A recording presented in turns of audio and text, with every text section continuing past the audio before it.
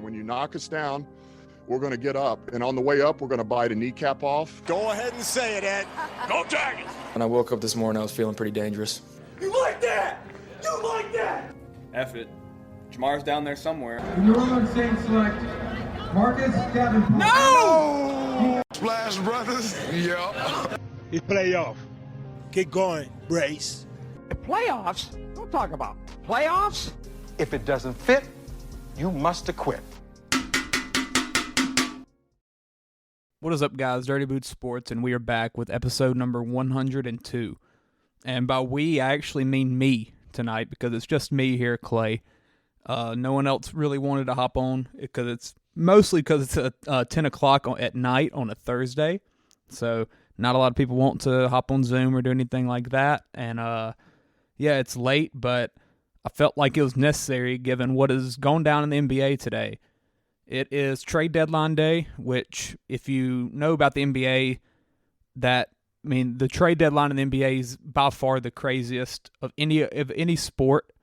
NFL, you might get one or two starters moved, like it's nothing crazy at all. MLB, once every 3 years, it's pretty good, but NBA, every year something crazy seems to happen. And some people love that, some people hate it. I'm absolutely on the love side. I think it's just awesome to see how the NBA honestly just takes over the sports world for a weekend. And this is Super Bowl week, and everything that's on ESPN on a Thursday before the Super Bowl has been straight NBA. So that just shows what the NBA can do whenever they have these star players getting moved from the Nets to the Suns, the Nets to the Mavericks, and yeah, we'll get into that pretty soon. But before I do this, I want to, read a sponsor. Let's do this. Automotive Detailing Solutions is not the usual car wash. ADS provides intricate detailing to groom your vehicle inside and out, focusing on quality over quantity. From carpet and seat extractions to paint polishing, ADS strives to be Jackson Parish's premier automotive detailer. Contact Matthew Smith at 318-475-9492. Add us on Facebook, or just ask the guys from Dirty Boots Sports about their ADS experiences. So shout out to Matt. He probably needs to clean my car actually soon. All this rain has been making the floor a little muddy. But yeah, it's late at night, as I said, so let's not waste any more time, and I'm gonna get right into it. I'll start off with the Kevin Durant trade, because that to me is the biggest one, or to most people it probably is. But yeah, about, 1 a.m. last night, I believe, Central Time. I was still awake, and I see the alert pop on my phone. Kevin Durant has been dealt to the Phoenix Suns, and it's not a complete surprise, because you knew that Durant was going on. He was having discussions with the Nets management about just what his role was going to be in the franchise in the future. And obviously, after Kyrie left, after Harden left last year, it's not really what he signed up for, honestly. When was that? 2019. So a lot of the things that he came to Brooklyn to experience are now gone. And I think he kind of just sat back and looked and was like, I'm 35 years old now. Do I want to go through this again? Like, do I want to go and team up with superstars, which seems to be what everyone in the NBA does, or do I want to sit here and be the guy? And he ended up choosing to go join another super team, I guess you could call it, even though I'm not going to call it a super team, but he did get traded to the Phoenix Suns. I'll read off the trade. It was Kevin Durant and TJ Warren, who used to be a Sun. He's going back there, for Mikal Bridges, Cameron Johnson, Jay Crowder, and 4 first-round picks from 23, 25, 27, and 29, as well as a 2028 first-round pick swap. So essentially they sent 5 first-round picks, 4 of them unprotected, which is almost unheard of, really. The only thing close to it that I can really think of is the 2013 Celtics trade that saw Paul Pierce, Kevin Garnett, Jason Terry go to the Nets. And if you remember how that went, The Nets accomplished essentially nothing with that new core coming in to join up. I believe Joe Johnson was there, maybe Darren Williams. I'm not really sure. They accomplished really nothing. They might have won one playoff series. I don't really think so, though. And then the Celtics ended up using those first-round draft picks to acquire Jason Tatum, Jaylen Brown, maybe Marcus Smart. A lot of the people that you see on the Celtics right now were a factor from that Nets trade that happened in 2013. And, I mean, it's 2023, and you're still seeing the effects from it. A ridiculous trade, and, you know, if you're a Suns fan, you're definitely thinking we can win a championship right now, but in 2029, 2027, what's the state of our franchise going to be? Like, those first-round picks are probably going to come back to bite us, especially given that CP3's God knows how old, 38, 39. Kevin Durant's 35 and, you know, might not be here forever.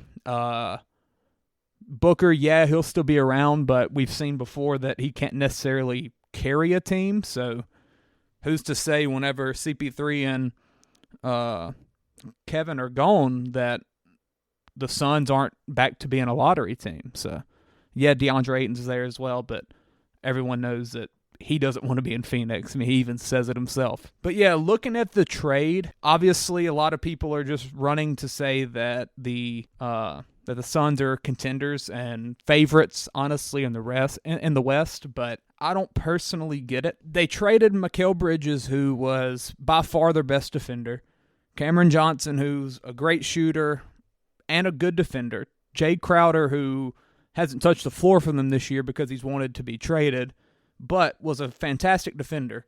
So you traded arguably probably your three best wing defenders on your team. You bring in T.J. Warren, who he's a scorer, not really much else, and then Kevin Durant, who can defend, but honestly, outside of the Golden State years, he never really has done it at like a good level.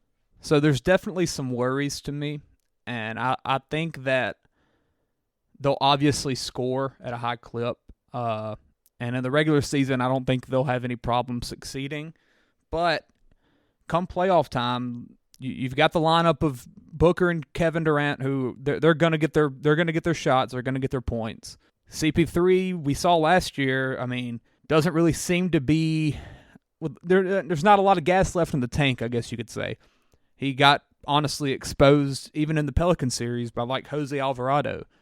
Like he don't have a lot left. He's not the CP3 that everyone thinks. And yeah, he's the third option on the team, but I wouldn't be shocked if teams honestly just take advantage of him come playoff time.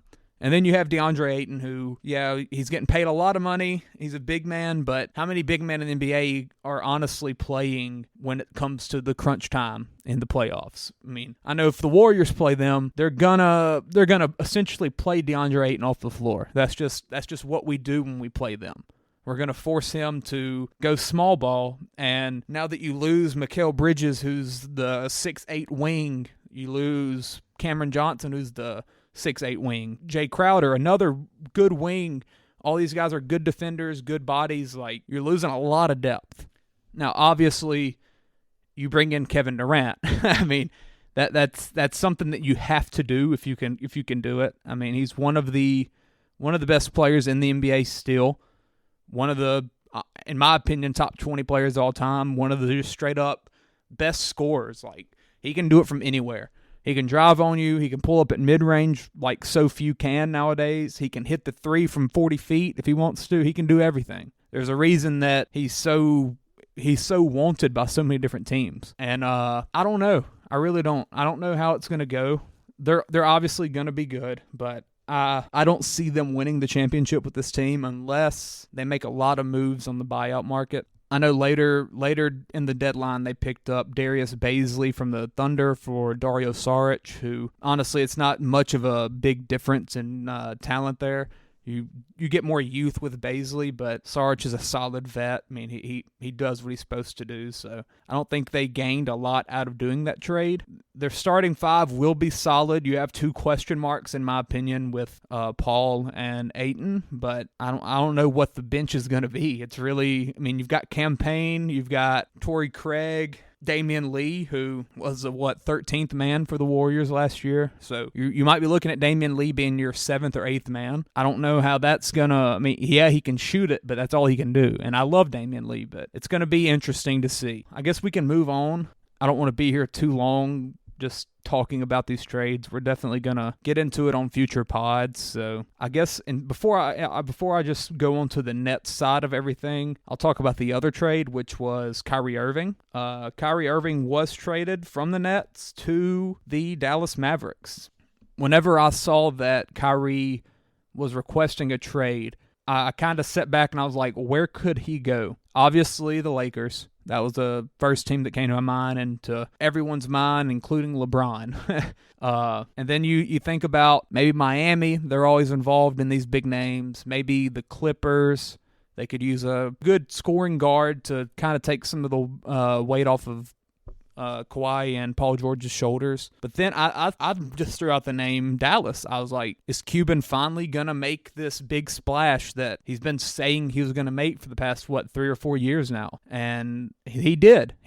Kyrie Irving is a Dallas Maverick. The trade was Kyrie Irving and Markieff Morris, which I forget that even was thrown into it, for Spencer Dinwiddie, Dorian Finney-Smith, 2029 first-round pick, and 2 second-rounders. So comparing the value of what Kyrie got compared to what Kevin Durant took, I mean, it's pretty astonishing because they're not that big of a difference in skill level, where Kevin got 3 really elite young players, or Crowder's not really young anymore, but he's really sought after, and 4 unprotected first-round picks, as well as another first-round pick. And Kyrie got a 2029 first, and 2 lesser players than Cam Johnson and Mikal Bridges. So it's really crazy to see, and yeah, obviously, Kyrie really hasn't helped his trade value with some of the antics he's had off and on the floor. And, I mean, how many trade requests did he even have with the Nets? I was at least his second, maybe his third, and he's only been there for like 3 years. So it's definitely an interesting deal, though. I think it's going to turn out pretty well. I like it a little bit more than I like the Suns deal, mostly because the Suns had to give up so much that it's really we win or nothing, or our franchise is essentially screwed, and I don't think they're gonna win, so that's where it makes that look a little worse. While on the Mavericks side of things, they gave up a 2029 first. That's pretty far down the line. You assume Luka's around then. His contract would be up, so maybe he's left Dallas. He's thinking that I can't win it all here. Maybe I go to LA. Maybe I go to God knows where. But New York, something. But Kyrie Irving, it was essentially a rental deal as well, because his contract's up at the end of the year. So you give up quite a bit, but if you're the Mavericks, I mean, you're essentially in playoff contention now, or contention to win the Western Conference. And yeah, last year they made it to the conference finals. They took on the Warriors. It was a 4-1 win by the Warriors. Never really felt close necessarily, but they've lost some of those pieces. You lost Jalen Brunson. Now you've lost Dorian Finney-Smith, who is a tremendous player and defender. Dinwiddie made some big shots in that Suns series to get them there. I don't know. Kyrie Irving, though, he definitely raises what he brings to the Mavericks compared to Dinwiddie and Brunson. It's an actual second player beside Luka, when I guess he had Kristaps at one point where people thought maybe the 2 foreign white guys were going to take it over and run the league, but that didn't work out at all. And it seems like Kyrie's going to fit in. He says that he wants to be there. He has a good relationship with the GM. I believe they had some Nike friendships or something like that, where they've known each other for a while, so it made sense whenever Dallas got involved. Obviously, Cuban, he's going to do whatever it takes to keep Kyrie there and to keep Kyrie happy. No state tax in Texas, so that helps out. He won't have to get a vaccine. Yeah, I mean, Texas is his kind of place. It really is. But basketball-wise, you've got Kyrie, you've got Luka. What else do you have? Well, I mean, what else do you really need because those two are gonna control the game. You've got Reggie Bullock, who last night, I believe, in the first game with Kyrie, no Luka though, he had 5 threes in the first 5 minutes of the game against the Clippers. It was pretty insane. You've got Tim Hardaway Jr. Both of those guys are pretty much just 3-and-D guys, decently length wings. They don't provide much on defense, but they're more 3 than D, I guess you could say. You got Christian Wood, who, honestly, another guy who's more offense than defense. So you're looking at a lot of offensive players. You've got Dwight Powell, who he'll bring a little bit of defense and rebounding. Markieff Morris, he'll bring the toughness like always. Maxi Kleber is going to be back. He a bit underrated, I guess you could say. He does a lot of different things for them. I don't know. It's a weird setup of a team. They'll obviously be in the buyout market as well. So we'll see. Yeah, we'll see if they can bring in any other players to help out Luka and help out Kyrie and, just kind of make more of a well-rounded team instead of just, we've got 2 of the best ISO scorers in the game, get out the way, we're going to just go at you and score buckets. So it's going to be an interesting thing to see, and I'd expect Kyrie to be around for the long haul. I don't really see him. Obviously, the Lakers will be an option, but I see him kind of succeeding here, making a semifinal run, maybe conference finals. Who knows? It's gonna be a crazy Western Conference playoffs because everyone that got traded essentially went to the West. It seems so. It'll be stacked once again. Now let's look at the Nets. So obviously they just traded their 2 biggest pieces, where Kyrie and KD were supposed to be the Nets leaders and take them to the Eastern Conference Finals, maybe the championship. I mean, a couple weeks ago they were 10 or 11 game win streak right before Christmas, maybe, or right after Christmas, I don't know. But now they bring in Dinwiddie, DFS, Mikal Bridges, Cam Johnson, Jay Crowder, who they flipped him for, I believe, 5 second-round picks, which is what everyone seemed to get traded for today. You've got a really interesting team. It really is. You've still got Ben Simmons, who I don't even know what to say about him anymore. It's the weirdest player in the NBA, I guess you could say. Making a lot of money. He obviously has the talent. I mean, was an all-star in Philadelphia. He can be that triple-double type of guy, more floor general, not really going to score the ball, obviously. Yeah, I mean, if they can get him balled in to what they're building, then he could be a good piece. You've got Patty Mills still there, veteran point guard who will get some buckets. Cam Thomas, who, my God, what is he, 40-point games and 3 straight games. I believe the youngest player in NBA history to do that ever since Kyrie got traded, I think is right whenever he started doing it. So if you're a Nets fan, which I don't think there's many of those, but you're definitely excited for that. I know a lot of LSU people are. They're watching him and they're like, can he be our next superstar? Can he carry us? Can he be the focal point of this team? And I don't want to go that far yet, but I mean, he's doing some really impressive stuff, and he's not really doing it on just 40 shots or 30 shots and he's making 10 of them and he's shooting 20 free throws. He's doing this on efficient games. Like, he's shooting good percentages to where it's like, this might not be a fluke. So that's going to be really interesting to see. Seth Curry's still there. Honestly, shocked they didn't trade him, but he's still there. He'll shoot. Mikal Bridges, as I mentioned, great piece. He'll be the focal point for their rebuild. He was top 5 in Defensive Player of the Year, I believe, last year. He started scoring the ball a little bit more this year because Booker missed a couple weeks, 6 weeks, I think, with that injury. So he'll put up 15 points, 20 on a good night. I mean, about as solid of a player as you can get. I don't think he's missed a single NBA game, so he's the only person ahead of Kevon Looney for consecutive games played. That's always something you want, and that'll be definitely beneficial for a rebuilding team, just to have a consistent piece that you see every night.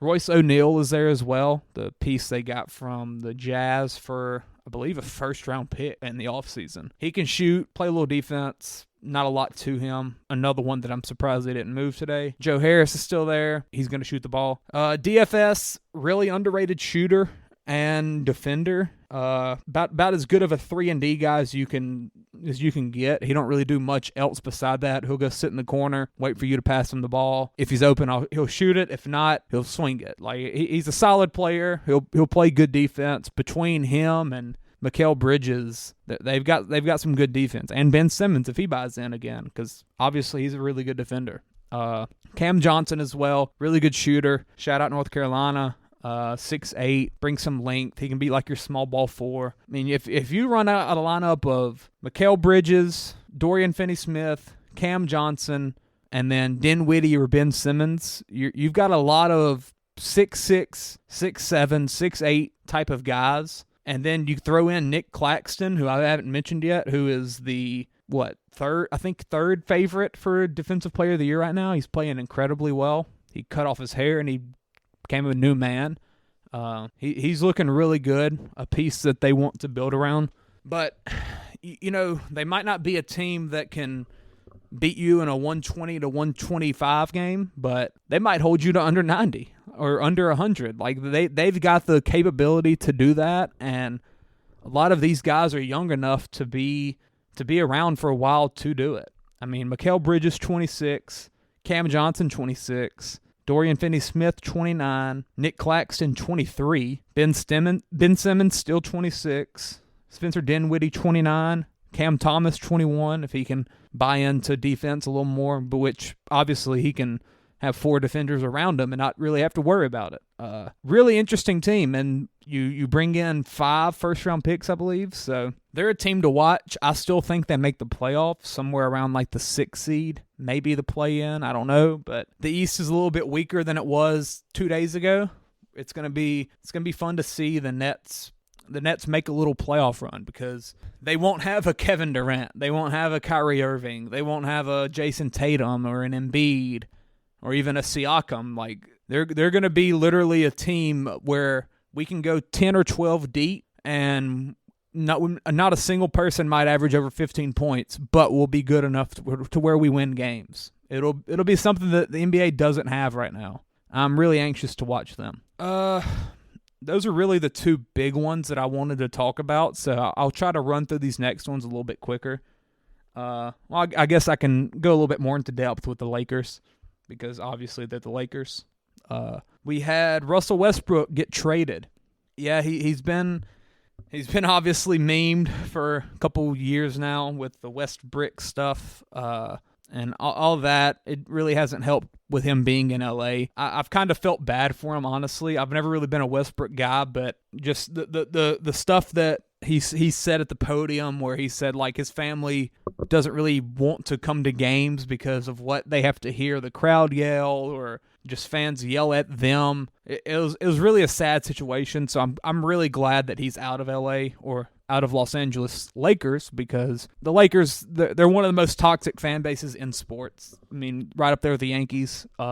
So I'm glad that he's gone. The Lakers, though, they brought in D'Angelo Russell, Malik Beasley, and Jared Vanderbilt. I like all 3 of these pickups, really. Malik Beasley, heck of a shooter, been on the Jazz, putting up some good points for them. Jared Vanderbilt, him and Beasley both came over in the Rudy Gobert trade, which was terrible. Both of them have been playing really well this year, and were known trade deadline pieces coming into the past week. And Vanderbilt, he won't really provide much scoring, but he'll just be a solid player to have on the floor. He won't make many mistakes. He'll defend well. Probably be their best defender outside of Anthony Davis. So it'll be nice to see him fit in with that team. And then you bring in D'Lo coming back to LA. I don't know how that's going to work necessarily. He's the piece that I like the least out of these 3. He'll be a little bit more consistent, I guess, than Westbrook. You're going to start him while Westbrook has had accepted coming off the bench in place of Schroeder and Pat Bev. So it'll be a switch up. I don't really know how to describe what D'Angelo Russell is. Some night he might go for 25 on decent efficiency, or some other night he might go for 10 and shoot for 4 for 17. Like you really don't know what you're getting from him. But I don't think Laker fans will hate on him as much as they hated Westbrook. So it'll obviously be a positive trade in the media. They're just happy that Westbrook is gone. I don't see the Lakers making the playoffs though. They also had a trade for Thomas Bryant. They sent to Denver, he's been playing well, but I believe he requested a trade because he wasn't getting enough playing time They just got some second-round picks and Devon Reed, who dropped like 30 on the Warriors one time, so forget him. Then they also brought in Mo Bamba, who was like the fourth-string center on the Magic, if that says anything. The Magic, who aren't very good. They sent Pat Bev. I didn't really like that move. Yeah, Pat Bev's getting up there in age, but he still brings something that not a lot of teams have. He'll bring that physicality, and he can get the team going emotionally, really, and get the crowd into it. Yeah, he doesn't really provide anything offensively, but he's just one of those kind of guys that every team needs, in my opinion. If you want to be a team that succeeds. But yeah, the Lakers.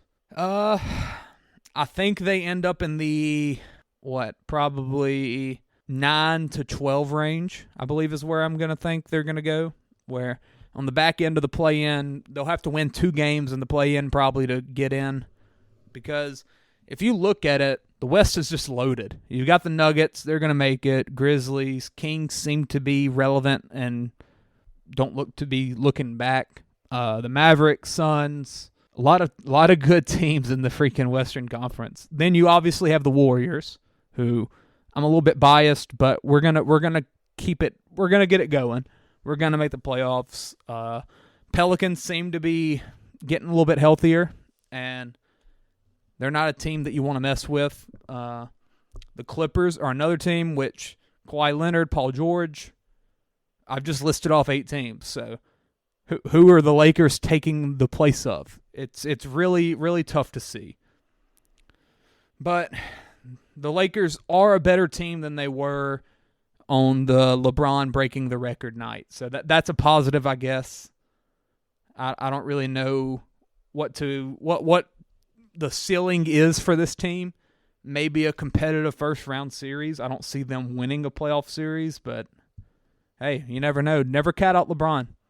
If you put LeBron and a healthy Anthony Davis in a play-in game against whoever, they're going to have a shot. That's how it is. So let's move on, though. Those were really the big trades that I wanted to talk about. So I'm just going to kind of go through these a little bit more quicker. We've got, let's see, Dwayne Dedman went to the Spurs from the Heat. He's going to get bought out. He'll go to a contender to get solid minutes. Not really much to that.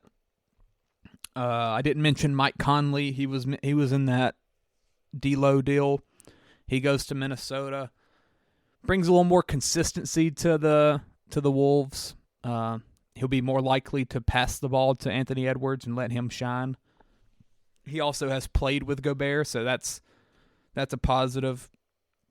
I'm not really sure when Cat is coming back, but the Wolves won't be really in contention this year. They'll be in that 9 to 12 range as well. Maybe getting into a back end of a play-in spot. We'll see.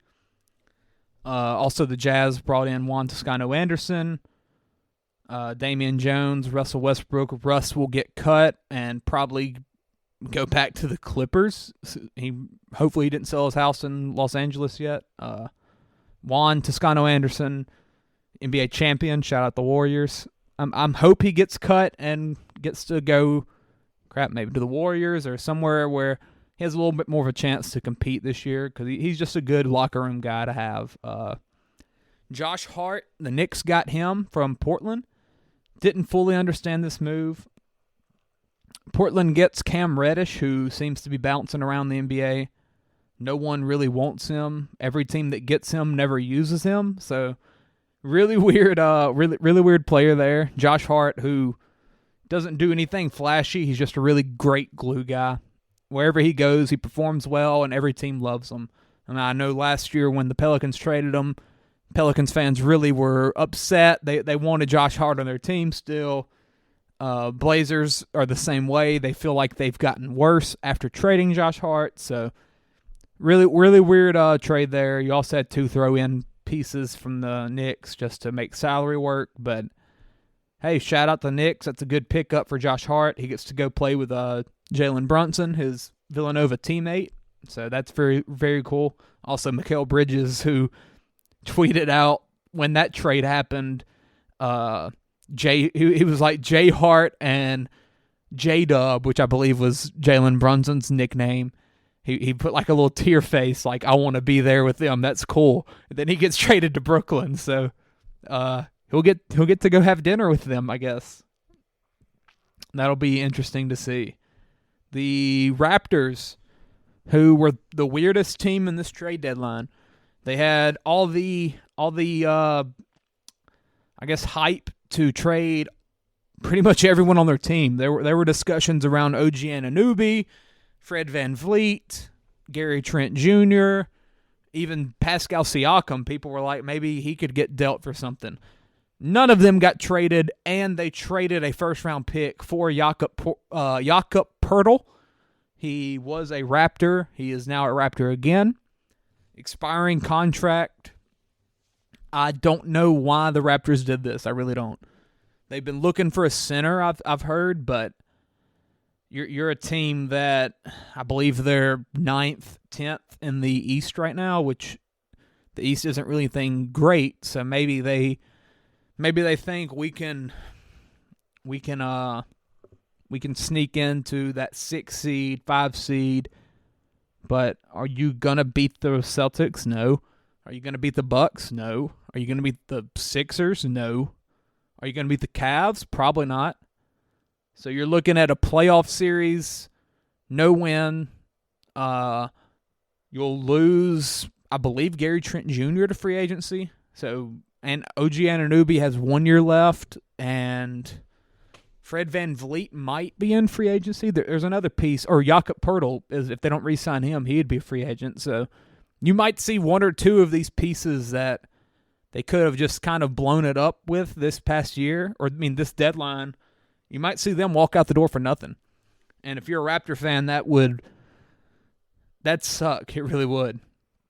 Because I don't think they're going to be winning anything anytime soon. They tried to trade for Jonathan Kuminga from the Warriors. Thank God we did not do that. Apparently they wanted Kuminga, I believe 2 or maybe even 3 first-round picks and more players from the Warriors, probably like Moses Moody, maybe Patrick Baldwin Jr.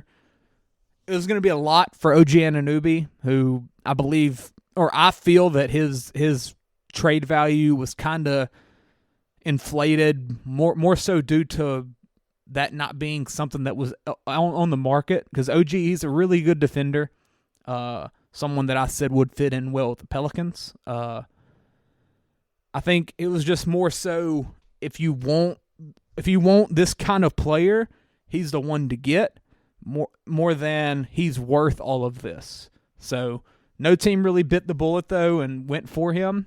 So good for them for standing their ground. And yeah, we'll see how that plays out for the Raptors. The Celtics got Mike Muscala from the Thunder, who has had a really sneaky good year. The Warriors played them the other night, and Muscala, he scores the ball really well. He's a lot more than what he was in Atlanta, where he was just kind of just a roster spot. They sent Justin Jackson and a couple second-round picks, so nothing really. But they get some more big man depth to take the weight off of Robert Williams and Al Horford's shoulders, let them get a little bit more breathing room. What else do we have? Portland, they acquired Matisse Thybulle, who can absolutely do nothing offensively. But he's one of the better defenders in the NBA. He's been probably second-team All-NBA defense since he's came into the league, really. He makes it pretty consistently.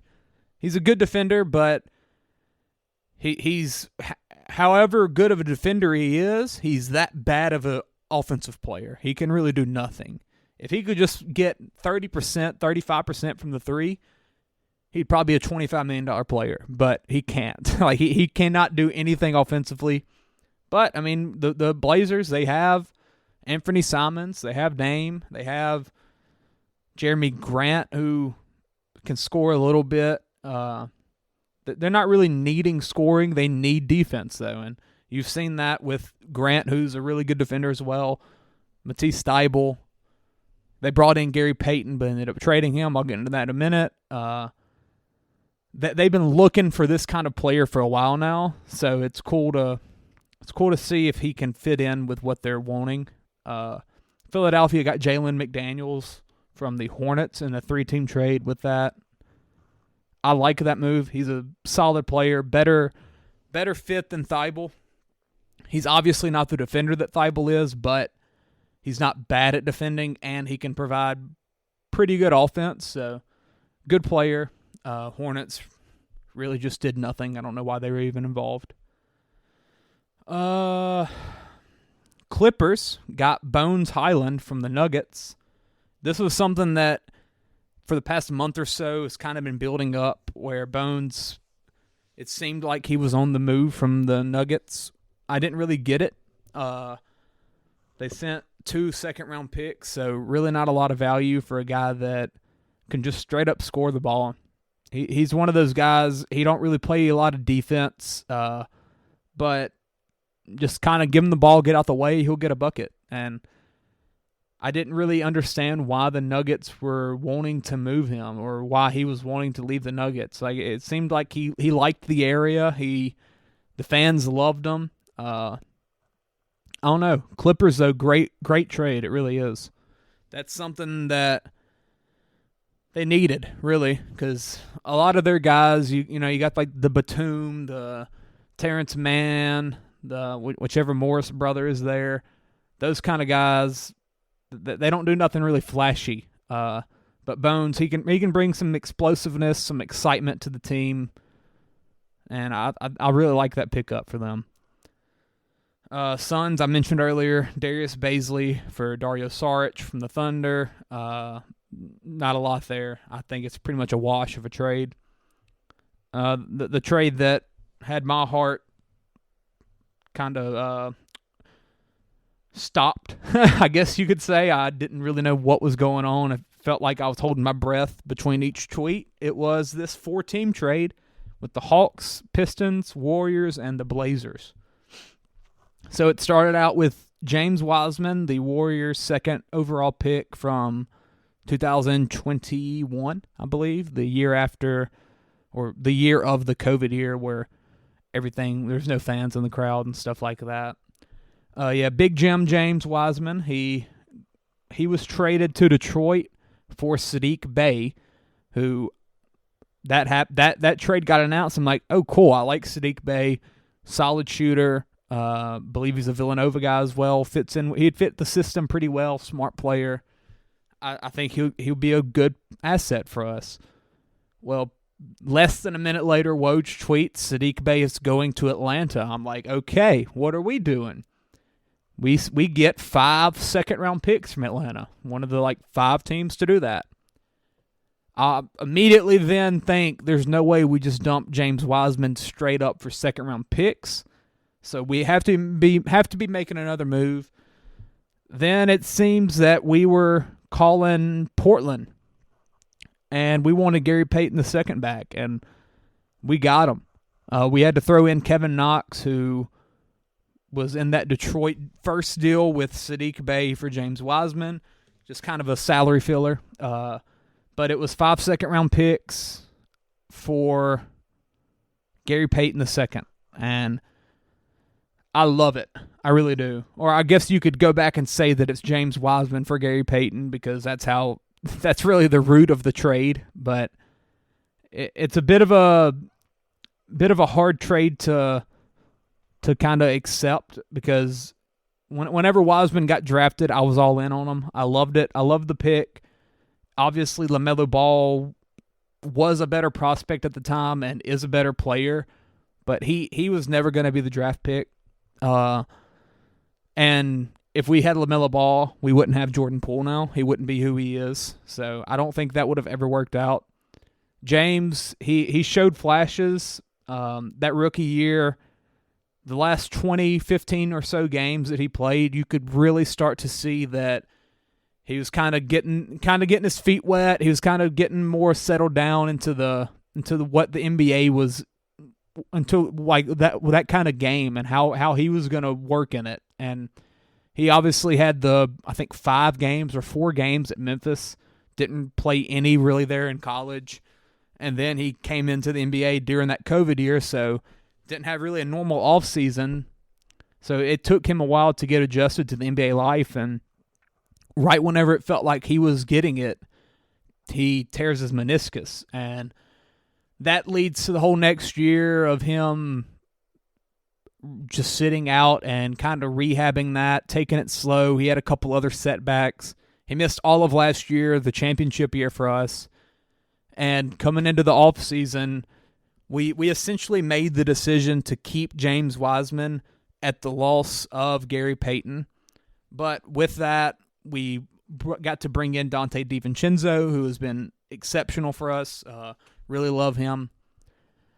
And I mean, we came into the year thinking Jim was going to take over and kind of take that role from Kevon Looney, move Looney to the bench, let James come in and bring some like one of a kind scoring. Honestly, he can do a lot of things for a 7'1", 7'2" maybe by now, big man. Like he can score the ball, really can. He really can. But he never really fully grasped the Warrior system, which is a very hard system for players to adapt to, and especially big men. It takes a lot of smarter guys where they're vets, like an Andrew Bogut or David West or Maurice Spates, or I guess you could say JaVale McGee, who I don't think many people would call him smart, but he was absolutely a vet. Zaza Pachulia, like those kind of guys, they come into the Warriors, they fit. James never really felt like that, and he felt like a guy that needed reps and needed the ball. And when you have Steph Curry, when you have Jordan Poole, when you have Klay Thompson, Andrew Wiggins, he's not going to get the ball as much as he really needs to. So it was the smart but hard decision to go our separate ways. I wish him all the best. I'm really excited for him in Detroit. Apparently, Mark J. Spears reported that he will be the starter. So that really excites me. He'll get to play with Jaden Ivey, Cade Cunningham next year, Jalen Duren, who's another big man, and Isaiah Stewart. Both of them are both very talented. Bogdan Bogdanovic, who did not get traded today, and I just realized that. Really good shooter. Yeah, it's tough, but I like that he's there and he's not in the West, so I can root for him. He'll always be a Warrior in my heart. But we brought in Gary Payton. Very, very excited about that. GP2, he was instantly a fan favorite over the past 2 years for the Warriors. He was up and down from the roster through 10-day contracts, two-way deals, stuff like that. But last year he finally got that roster spot, and boy, did he make the most of it. He turned in what was him beating out Avery Bradley for the 15th man on the Warriors to a 3-year, $28 million deal, I believe, for the Blazers and a championship ring. So I loved GP2. He never wanted to leave. I believe whenever he initially got cut before the beginning of last season, right before we brought him back, he was going to retire from the NBA to be a Warriors video analyst because he wanted to be part of that Warriors culture so bad. So that was really eye-opening to me, where I'm like, this guy loves the Warriors culture so much that he really would quit his basketball career to be here. And whenever he signed that deal, I was obviously happy because I knew we couldn't pay him that at the time, but he was a guy who never had that big contract in the NBA. I mean, he was going on minimum deals his entire career. And while you could say, oh, but his dad made all the money in the NBA playing for 15, 20 years, it's different. He wants to make it on his own. He wants to have that big deal. So when you get $30 million called at you, you accept it. And I'm so glad that we get to bring him back now. He's going to bring a piece that it's really irreplaceable, and it never really truly felt like he fit in Portland. And, yeah, I always had it in the back of my mind where I'm like, give it about 2 years. Once that deal's about to expire, he'll be back. Little did I know, give it about 6 months and he'll be back. So, love Gary. Can't wait to see him back in back in that Warrior jersey. The crowd will be going insane. The fit with Dante DiVincenzo and as well as Jonathan Kuminga. That three guard and a wing tandem, like that's gonna be elite defensively. Both of Dante and GP are probably going to be the best backcourt defensively in the NBA, I guess you could say, because Dante's done really well this year. And then JK, he just throws something at you that it's just pure physicality and skill. It really is. I'm really excited to see how that works, but he fits the Warriors system like not many do, so it's going to work.